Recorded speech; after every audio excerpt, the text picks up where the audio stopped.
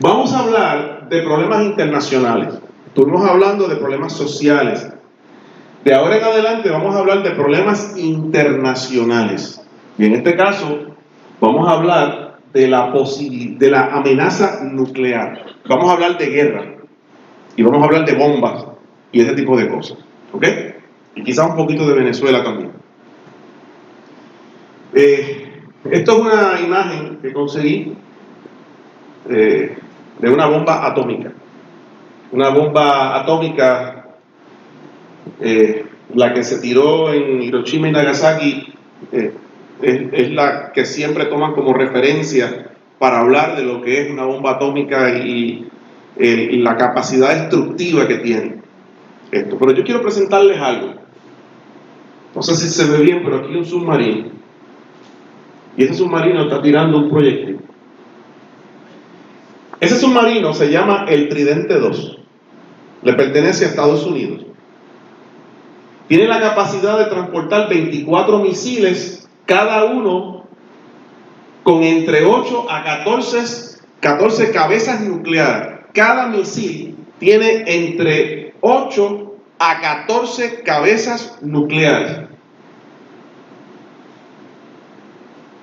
Con alcance intercontinental, o sea, de un continente a otro. Está por acá y le zumba y le llega allá a China. Con objetivo independiente, cada cabeza nuclear, cada una de las cuales es 12 veces más poderosa, cada cabeza nuclear. Y hay entre 8 a 14. Cada cabeza de esas, y son 24 misiles que hay dentro de esto, 12 veces más poderosa que la bomba de Hiroshima. ¿Ok? De modo que en total podrían alcanzar de 192, si fueron 8, y si son 14 serían 336 objetivos independientes a nivel intercontinental. Y cada objetivo de ellos, 336, es 12 veces más potente que la bomba de Hiroshima. Y solamente de este que está aquí. Y Estados Unidos mandó a hacer 14 barcos de eso, con ese armamento que tienen. Pero eso es lo menos. Los países de la OTAN y del Pacto de Varsovia en conjunto cuentan con más de 12 millones de efectivos militares. Se estima que las dos superpotencias poseen entre ambas por lo menos 15.000 armas nucleares estratégicas, intercontinentales y 26.000 tácticas de corto alcance. Estas son 15.000 que van de un continente a otro. 15.000 armas nucleares. Yo estaba hablando del submarino que tiene 24 y misiles y cada uno se multiplica por son 336, pero aquí estamos hablando de esto. Y si a eso usted le suma los demás submarinos que los que tiene China, que tiene la Unión Soviética, la India tiene poder nuclear. Estuve leyendo que Argentina está tanteando con el asunto, el norte de Corea, y otros más que estuve leyendo. Creo que Irán también.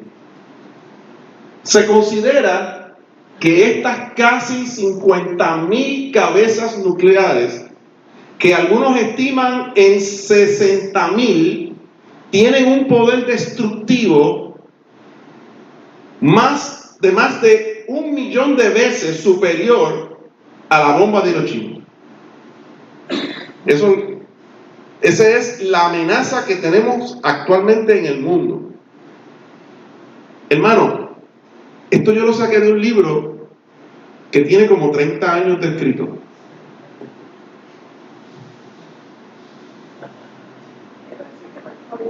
Es más.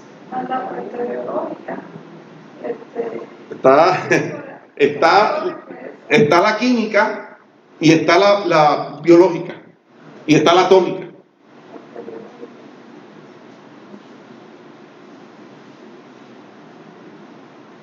Ahorita estábamos hablando de que si las leyes, que si nos afectan, que si estamos en peligro.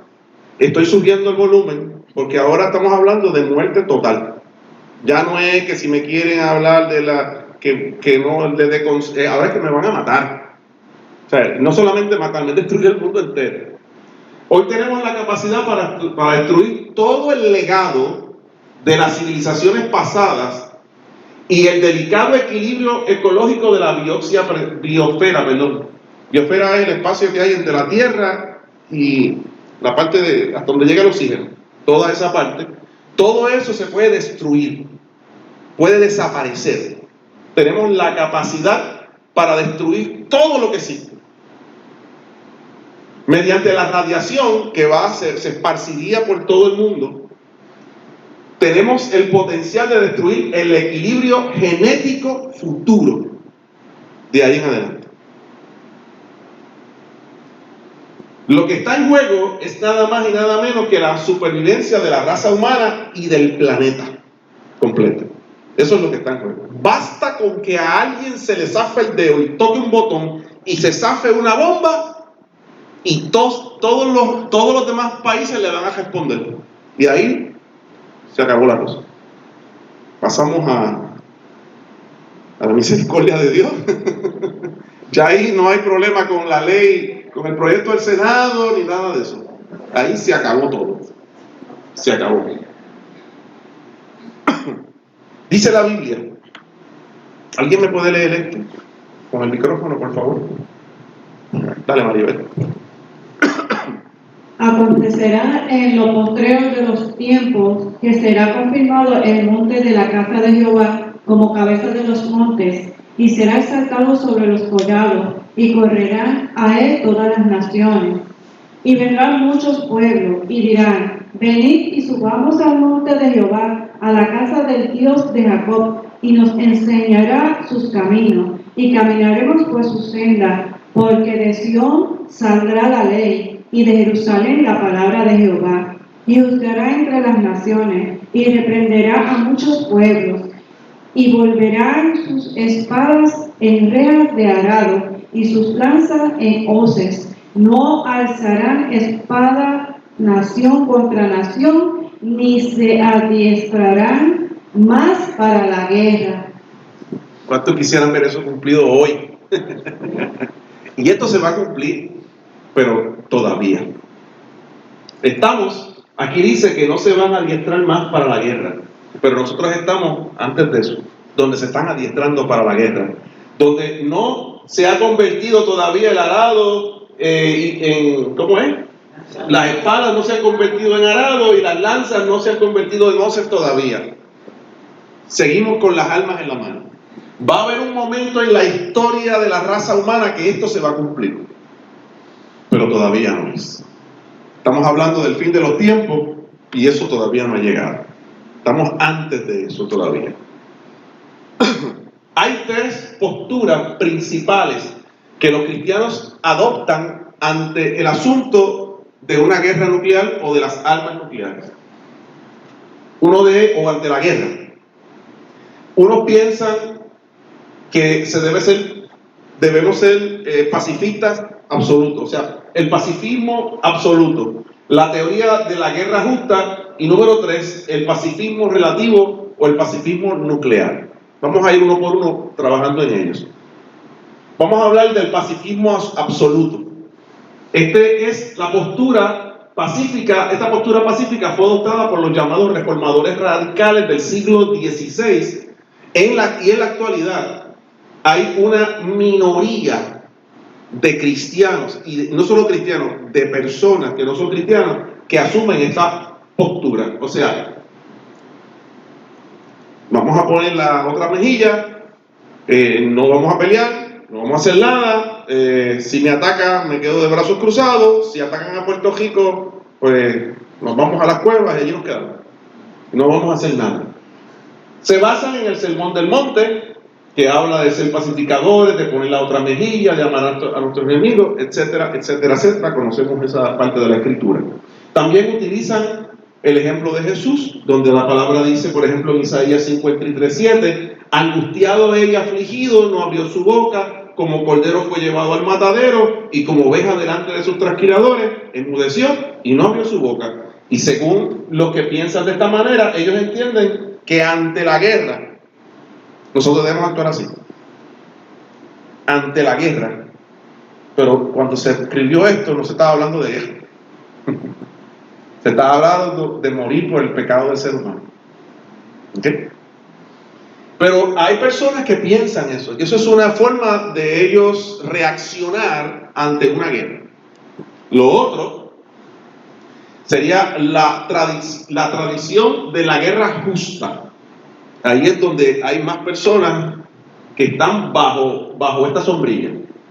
El concepto de guerra justa es anterior a la era cristiana y sus orígenes se remontan a la guerra santa del Antiguo Testamento, cuando David peleaba, cuando Gedeón fue con los 300, todo eso. Pero en ese tiempo Israel vivía una teocracia y los gobiernos actuales no viven en una teocracia. Estados Unidos no es una teocracia. China no es una teocracia, Rusia no es una teocracia, Puerto Rico tampoco. Ningún gobierno actual en el mundo es una teocracia. Ninguno. Eso se da en la palabra del Señor con el pueblo de Israel en ese tiempo. Actualmente, esta forma de ver la guerra la sustentan la mayoría de las iglesias católicos romanas y también las protestantes. Pero vamos a ver y vamos a desglosar este asunto. ¿Alguien pudiera leerme Romanos 13, versículo del 1 al 7? Mira, a ver, Nidia. Es que a mí me gusta como tú lo lees. Si pueden buscarlo, los que puedan ir hasta allí y leer Romanos con su vista mientras ella lo lee en voz alta. Romanos 13, versos del 1 al 7. Esta porción de la escritura, la base de este pasaje tiene más, yo diría, si te cabe la palabra, autoridad para sustentar lo que se le conoce como la guerra justa. Sométase toda persona a las autoridades superiores, porque no hay autoridad sino de parte de Dios, y las que hay por Dios han sido establecidas. De modo que quien se opone a la autoridad, a lo establecido por Dios, resiste, y los que resisten acarrean condenación para sí mismos. Porque los magistrados no están para infundir temor al que hace el bien, sino al malo. ¿Quieres pues no temer la autoridad? Haz lo bueno y tendrá alabanza de ella, porque es servidor de Dios para tu bien. Pero si haces lo malo, teme, porque no en vano lleva la espada, pues es servidor de Dios, vengador para castigar al que hace lo malo. Por lo cual es necesario estarle sujetos no solamente por razón del castigo, sino también por causa de la conciencia. Pues por esto pagáis también los tributos, porque son servidores de Dios que atienden continuamente a este mismo. Pagad a todos los que le debáis, al que tributo, tributo, al que impuesto, impuesto, al que respeto, respeto, al que honra, honra. Amén. Muchas gracias. El apóstol Pablo afirma que las autoridades que está mencionando ahí, gobernantes, han sido establecidas por Dios. ¿Ok? Que Él, o sea, Dios, les ha delegado su autoridad, que por esa razón, al someternos a esa autoridad, a ella, nos estamos sometiendo a Dios. Y al rebelarnos contra esa autoridad puesta por Dios, que es el gobierno, nos estamos rebelando contra Él. No me tienen con las piedras todavía, déjenme explicarlo bien. Dios, con su autoridad, ha establecido el Estado. Y que cuando éste ejerce la autoridad para castigar el mal, cuando el Estado utiliza su autoridad para castigar el mal, está haciendo la voluntad de Dios. Y déjame tirarle la otra rayita. Los cristianos pueden ser tanto ciudadanos comunes como también funcionarios del Estado. Nosotros no tenemos una teocracia, pero Dios le ha permitido, y de acuerdo a lo que dice Pablo, dice, es como si Dios le hubiera delegado la autoridad al Estado para que gobierne sobre la tierra. Cuando Dios creó a Adán y Eva, le dijo, crezcan, multiplíquense, sojuzguen la tierra, gobiernen la tierra. O sea, le dio una autoridad para gobernar sobre la tierra. Entonces, ¿quién gobierna sobre la tierra humana en estos momentos? Es el Estado. Es el Estado. Entonces, el Estado tiene la autoridad de hacer justicia, de castigar al que está haciendo lo malo. Ese pasaje bíblico le está dando la autoridad a ese Estado de castigar. Y a veces el Estado toma la decisión de... A veces el castigo es porque te comiste la luz y te dieron un ticket. Dice la Biblia, según Pablo, que si tú te comiste la luz, tú estás pecando contra Dios. Estás violentando la ley que Dios le delegó al Estado que hiciera. Y estás violentando, estás pecando contra Dios.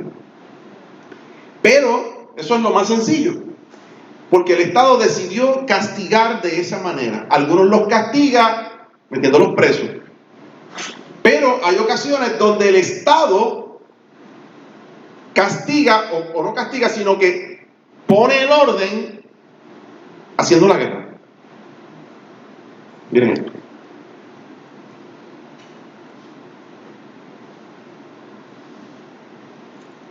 ¿Me siguen o no me siguen?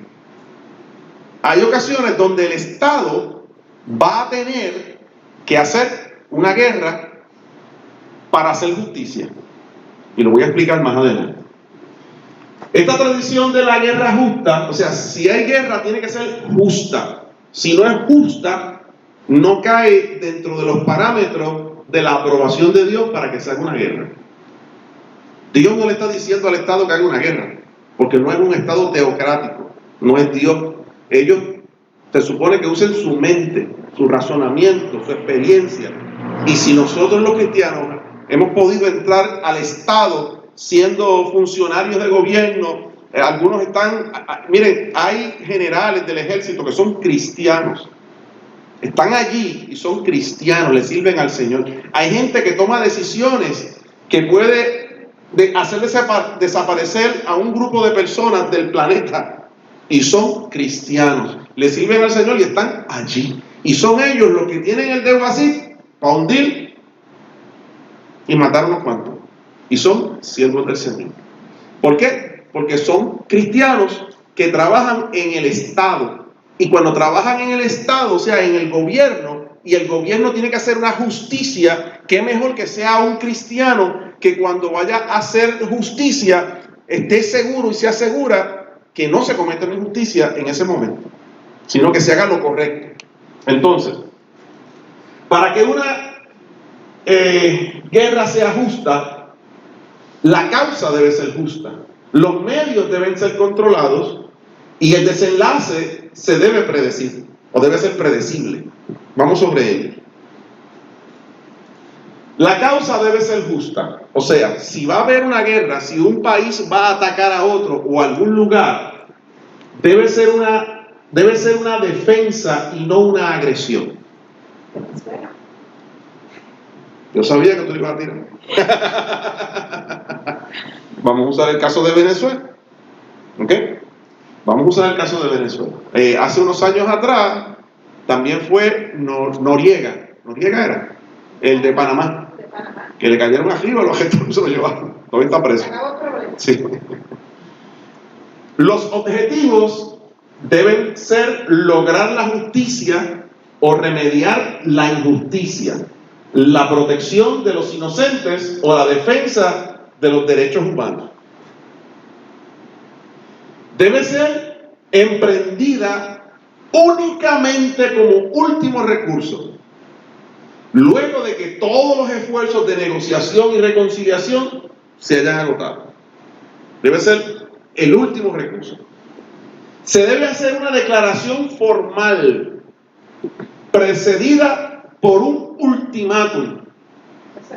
Ya, te dije que te voy a caer aquí. Y cuando vas, mira, estoy aquí, ya.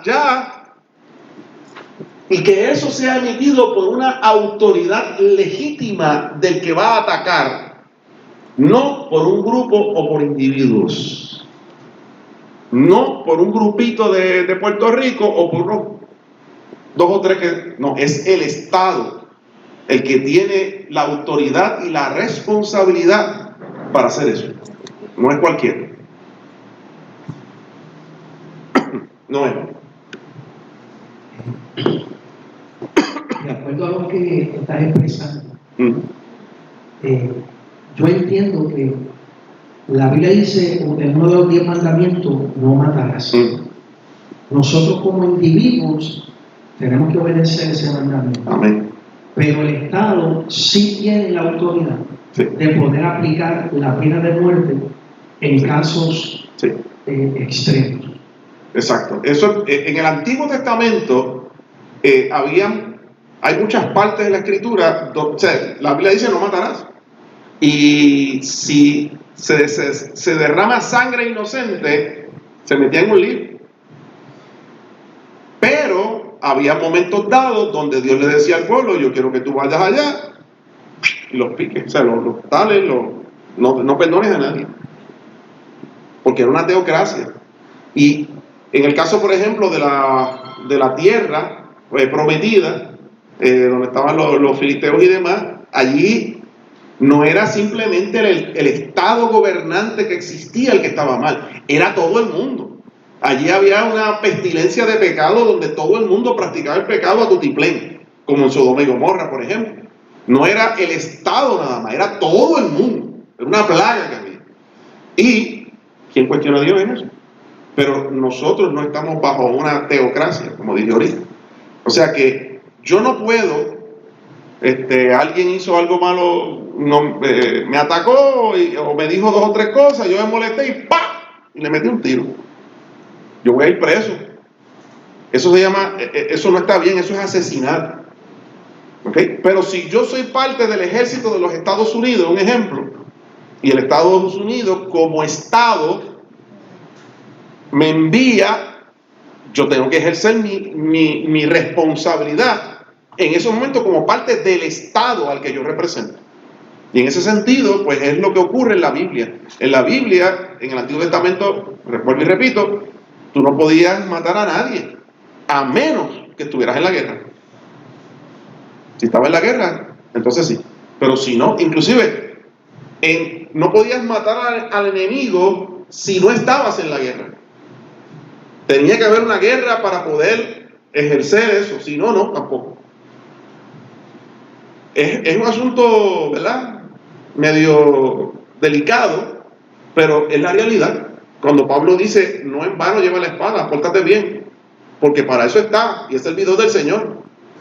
O sea, en este caso sería, no la espada, sino no en vano lleva la pistola, no en vano lleva el rifle. Ten cuidado, porque Él está ahí para ejercer la autoridad que Dios le dio. Y si te portas mal, te matarán. Así que acomódate, porque Él no está ahí para castigar al bueno, sino al malo, al que se porta mal. Y en ese sentido, si hablamos de una guerra justa, debería ajustarse a estos parámetros. Debe ser justa. Los medios deben ser controlados en esa guerra justa.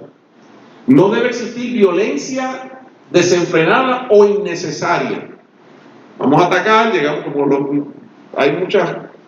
Dicen que cuando la guerra de Vietnam violaban, los americanos violaban a las mujeres, a las niñas, mataban al que no tenían que matar. Era una cosa horrible. Eso no fue justo. Y allí no había esto. Y eso ha ocurrido en muchas otras guerras. La violencia causada debe ser menor en proporción a la que se intenta remediar. Y los beneficios últimos deberían superar las pérdidas que hubieron en esa guerra. La guerra está dirigida contra combatientes y objetivos militares enemigos, y no los civiles. Perdóname, y los civiles deben permanecer inmunes. Si se va a atacar, pues se va a atacar las bases militares. Si se va a disparar, pues se va a disparar a los soldados, pero no vas a dispararle a los niños, a las mujeres, a los ancianos. O sea, la guerra está por allá, pero te fuiste a la plaza y mataste a todo el mundo que estaba en la plaza. Eso no es así. El desenlace debe ser predecible. La Biblia habla en Lucas 14, 31 y 32 de un rey que fue a hacer la guerra y primero se sentó y sacó números y dijo, podemos meterle mano. Si no, pues mira, vamos a quedar en paz, un acuerdo de paz y no vamos a pelear. Debe existir una estimación y comprobación de la alta probabilidad de alcanzar la victoria y por lo tanto de lograr la causa justa por la cual se originó la guerra. Si no, pues no se hace. El pacifismo relativo, esto es lo otro. Hay gente que piensa que se debe, que tener 4 bombas nucleares en mi casa me garantizan la paz. El pacifismo relativo o el pacifismo nuclear consiste en tener armas nucleares como un disuasivo para mantener la paz. Piensan que si mi país tiene bombas nucleares, pues nadie me va a meter mano. Así que es mejor tener las bombas nucleares aquí y evitamos la guerra. Es como, por ejemplo, si yo le anuncio a todo el vecindario, al punto de droga, que yo estoy armado en casa, y yo tengo pistolas y rifles, y tengo una granada, nadie se va a meter en mi casa. Okay, pues esa es la forma de pensar de esta gente. Pero las armas nucleares no son proporcionadas, no son discriminadas ni controladas. O sea, tú zumbas una bomba nuclear y va a matar a medio mundo. Los que son a todos, van a matar a todo el mundo. Basta con que un país use un arma nuclear contra otro para que se desate una guerra nuclear con la capacidad de destruir la raza humana y aún el planeta. Así que este asunto del pacifismo relativo o nuclear no. Existen 3 tipos de armas que jamás deben ser utilizadas ni aún poseerlas como un disuasivo. Estas son, las mencionamos ahorita, las bombas atómicas, las bombas biológicas y las bombas químicas o las armas químicas. Las químicas son aquellas armas que se dispersan entre la sociedad y te queman, te dejan ciego, te hacen algo, te causan un cáncer porque te cayó sobre ti. La biológica es que sueltan bacterias, sueltan virus y la gente se enferma y se muere. Eso lo hemos visto mucho en películas de terror. Soltaron una cosa por ahí y allí se murió todo el mundo. Tú sabes, pero eso existe. Eso existe y se ha usado. Y eso en las reuniones que hacen entre los países de la OTAN y la ONU, ellos establecen por escrito que ellos se comprometen en no usar esas armas. La gente naranja en Vietnam. Sí, eso es un ejemplo de ello. Eso es químico. Exacto. Voy a decir algo. Sí. Muchas veces vemos eso, la gente naranja en Vietnam. Ajá. Pero hay algo que no sabemos y es que la gente naranja, hay un producto que se llama Gravaxon, que ese producto tiene el derivado del Paraguay, que fue lo mismo que la gente naranja. Y lo utilizan por ahí en las fincas de plátano y en todos los sitios. Lo que se usa muchas veces en la guerra, lo están usando con la población hace rato y la gente no se entera. Y se lo dice a alguien que lo vendía. Soy el vendedor de esos productos. Él era vendedor de esos productos en la finca. Hace años atrás. Por eso sabe de eso. No era pecado. ¿Ah? Después hablamos de eso. Jesús habló tanto de la guerra como habló de la paz. Por un lado, nos advirtió que diríamos de guerra y de rumores de guerra. Eso lo sabemos. Y por otro lado, al mencionar las características de los ciudadanos del reino de Dios, incluyó el rol activo del trabajo por la paz. Nosotros tenemos que trabajar por la paz. Los hacedores de la paz los declaró bienaventurados y los declaró hijos de Dios. Aquellos que son hacedores de la paz. Ustedes me dan quizás 5 minutos después de las 9 para poder terminar esto. Sí, todavía faltan 5 para las 9, pero si me dan 5 más, yo creo que lo acabo. ¿Qué iniciativas prácticas podemos tomar ante la guerra? Ya estamos acabando. Los hacedores de la paz cristianos deben cobrar ánimo. Somos nosotros. Nosotros somos el reino de Dios, somos parte del reino de Dios, somos el pueblo de Dios. Somos los que debemos cumplir con las expectativas de Dios. Y nosotros debemos cobrar ánimo. Actualmente en la iglesia existen 2 tendencias que socavan la moral cristiana. Una de ellas es la indiferencia, no me importa, no me interesa lo que pase. Y la otra es el pesimismo, no hay remedio, esto no va a mejorar y esto está, olvídate, no puedo hacer nada. Ambas deben ser firmemente repudiadas porque no nos ayudan en nada y no es lo que Dios espera de nosotros. No es lo que Dios espera de nosotros. Los hacedores de la paz cristianos deben orar. Mateo 5:44, pero yo os digo, amad a vuestros enemigos, bendecid a los que os maldicen, haced bien a los que os aborrecen y orad por los que os ultrajan y os persiguen. Debemos orar por enemigos, debemos orar por Maduro. Hay que orar por él. Yo no sé si usted está orando para que se muera o está orando para que Dios lo transforme. Hay que orar. Hay que orar. Esta gente, estos senadores en Puerto Rico que les quieren votar en contra del proyecto 950, hay que orar por ellos. Y a los que quieren aprobar el proyecto 1000, hay que orar por ellos. Hay que gemir y clamar para que Dios toque el corazón de ellos. En Timoteo, del capítulo 2, del 1 al 3, dice la palabra: os exhorto ante todo a que se hagan rogativas, oraciones y peticiones y acciones de gracia por todos los hombres, por los reyes y por todos los que están en eminencia, para que vivan quieta y reposadamente en toda piedad y honestidad, porque esto es bueno y agradable delante de Dios, nuestro Salvador. Creo que tú lo leíste bonito, ese pasaje. Hay que orar, que se hagan rogativas, oraciones, peticiones, hay que gemir delante de Dios por aquellos que nos dirigen y toman decisiones. ¿Qué podemos hacer? Tenemos que dar ejemplo. Dios no solo nos llama a predicar la paz y hacer la paz, sino a encarnar la paz. Yo puedo predicarla, yo puedo hablarla, pero yo tengo que vivirla. Dice la palabra en Efesios 4:31. ¿Quién lo lee? Por ahí está el micrófono. A ver, ¿quién lo tiene? Alde. Marina, léelo tú mismo. Quítense de vosotros toda amargura, enojo, ira, gritería y maledicencia, y toda malicia.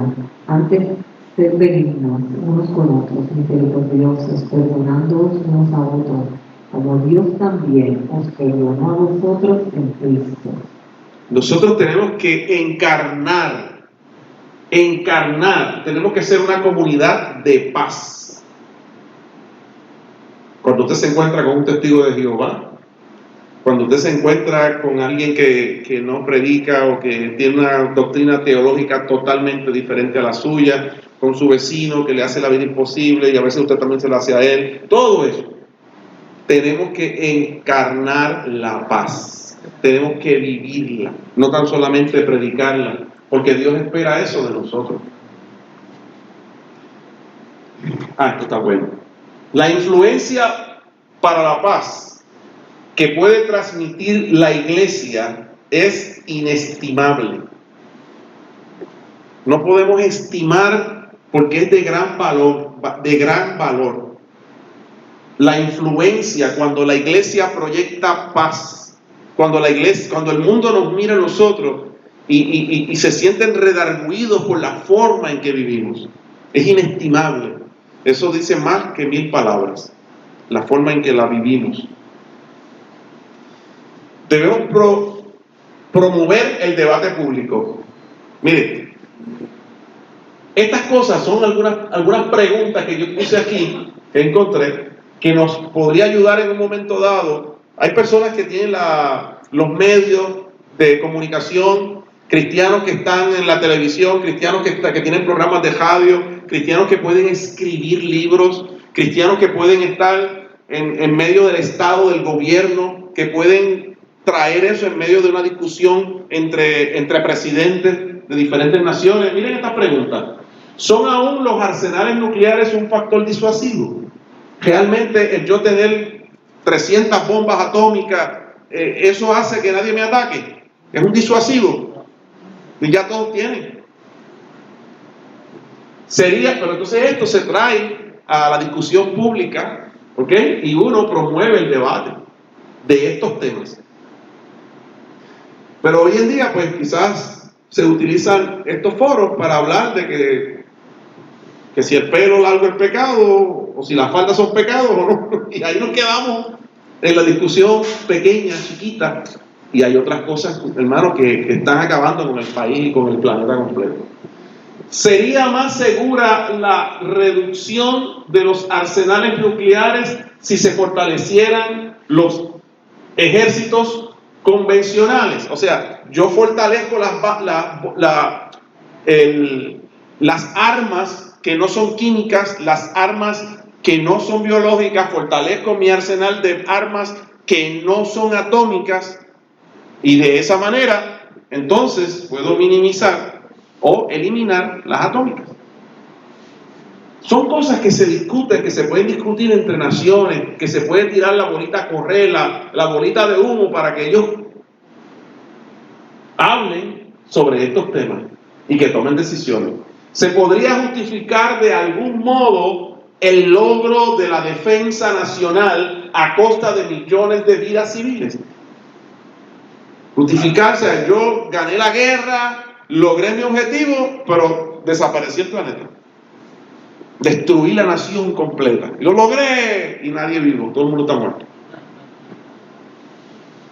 En una guerra atómica nadie gana, todo el mundo pierde. ¿Qué es más importante, la integridad nacional o la seguridad nacional? La integridad o la seguridad. Logré mi seguridad, pero ya no soy íntegro. Gané y me quedé solo. Estamos llamados a ser hacedores. Dios es un hacedor de la paz. Jesucristo es un hacedor de la paz. Si queremos ser hijos de Dios y discípulos de Cristo, también tenemos que ser hacedores de la paz. Amén.